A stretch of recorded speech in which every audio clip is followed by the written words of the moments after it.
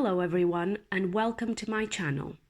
I'm Sophia and today I'm bringing you the first installment in my series about Slido. Slido is by far one of my favorite audience engagement platforms. There's just so much you can do to bring to life your meetings and your conferences and even your training sessions, whether you are hosting these in person or online. And it's also so easy to use. Now, Slido has a new interface, so in this three-part series, we are going to discover together the new Slido look whilst learning how to work with it. So, first things first, you want to go to slido.com. Now, Slido works like many other software companies. The more you pay, the more features you have access to. You can definitely get started for free, but you will not have access to every single functionality. Just keep that in mind as you watch this tutorial, as I might show you some things that you can't do in the basic account. Going back to the home page, and there you can choose to log in, sign up or get started for free. If you click in sign up, you will see that you can sign up with WebEx or Google, but you can also just create your account manually by adding your details. Just follow the steps and you'll be in your dashboard in no time. Now we are going to create a Slido. You can change your start and ending dates to match your event, and then you can give your Slido a name. For fun, I'm gonna call this Slido Let's Become Slido Wizards. And after clicking Create Slido, we are now into the back end of this Slido. Let's start by reviewing the key buttons and options that you can see on this page. Starting on the top right, here are your Slido dates, which you can change by clicking on the dates. Next, you can see and copy the code that participants need to use to join your Slido. This can be personalized, it can be changed for an easier code, for whatever you think is more appropriate. I will show you that later. It also tells you whether your Slido is public or private.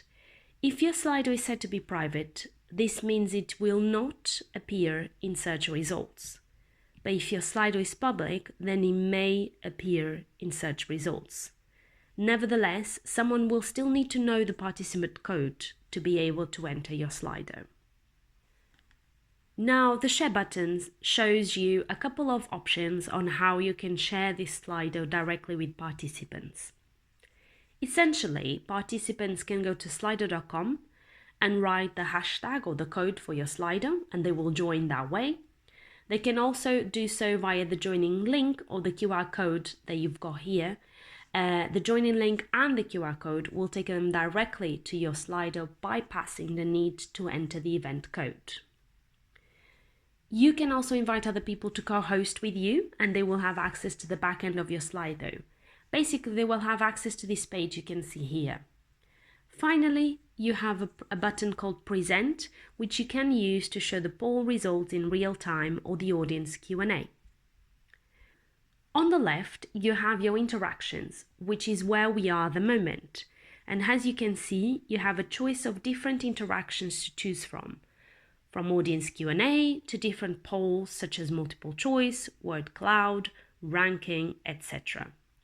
Now, still on the left menu, you have an analytics button where you will have access to all the data related to your Slido once there has been some interactions. And finally, under settings is where you can personalize your Slido. You can update the basic information of your event. I'm actually going to update the Slido code to the initials of this Slido, and the hashtag will be LBSW. Let's become Slido Wizards. You can also update your location, change your language, and this is quite interesting because it changes the language for the participant view, and also the time zone. There is an option here to create multiple rooms, and I have used these at events where we have multiple workshops happening simultaneously. Participants will use the same joining link or code to join your Slido, but then they will select which room they are in. Under collaboration, you can invite other people to co-host with you. you can simply share a link with them, or you can add their email address and Slido will send them a joining link. Now, sometimes these emails from Slido can get blocked by firewalls, so I always prefer to use the shareable link. In privacy, you can set up whether you want your Slido to be public or private. By saying you want your Slido to be hidden from search, it automatically makes it private. In terms of participant privacy, you have a few options here. You can choose from always stay anonymous to always require name to anonymous by default, but just remember that a participant can still select anonymous if you have chosen named by default and vice versa. There are also other levels of protection, and you can see them here under the Require Authentication section. In addition to the name, you could also be more specific and request a passcode or an email address. And under email address, Slido goes further and allows you to restrict access by allowing only specific domains or email addresses to participate. So for example, you can ensure only email address from a specific organization have access to your Slido. Next, we have features. I am going to have a dedicated video to Q&A and polls, and that's the same with integrations as well. So if you are interested in knowing about the Q&A and the polls facilities, but also about how integrations really work, don't forget to subscribe and click the subscription bell. So finally, let's have a look at customization. Starting off with branding, where you can add your logo and even a second or a partner's logo. There's a few options here. I'm going to add a logo for this event so we can see how it looks on present mode. Now, let's customize our present mode. You can use one of the existing themes, such as royal blue or space, or you can customize it with your brand or event colors, or even just your favorite colors. You can change the colors of the background, the highlight and the cards. So let's give it a try. For the background color, I think I'm gonna go for a dark blue. And for the highlight color, let's go for lighter blue. And we'll just keep the card color as it is. And now you can see here how the present mode will look like in Q&A, doing live polls, and the default page where no interaction is happening. As you can see as well, you can also upload an image of your choice for the present mode background.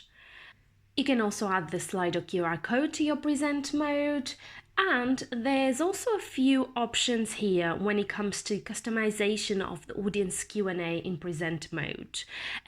You can change the number of questions you'd like to be displayed. They recommend 4, but as you can see, there's a few other options, and whether you want to show the latest questions or you want to show the highlighted question in full screen. So I think there's definitely a couple of things here that you can explore in your own time and really decide what works for you and for your event. When it comes to the participant mode, we can also customize some elements in the way Slido appears to your participants. So for example, we can add some custom colors. So let's go for the same or similar colors that we used before, just above. So for some dark blue for the background and a lighter blue for our highlight color. You have also the option to add a welcome screen and also some external links. As you can see, there are a few ways to customize and change the look and feel of your Slido, but please do not forget to save your changes. Thank you for watching this video. I hope you found it relevant and helpful. If you have any questions, let me down below and I'll get back to you. See you soon.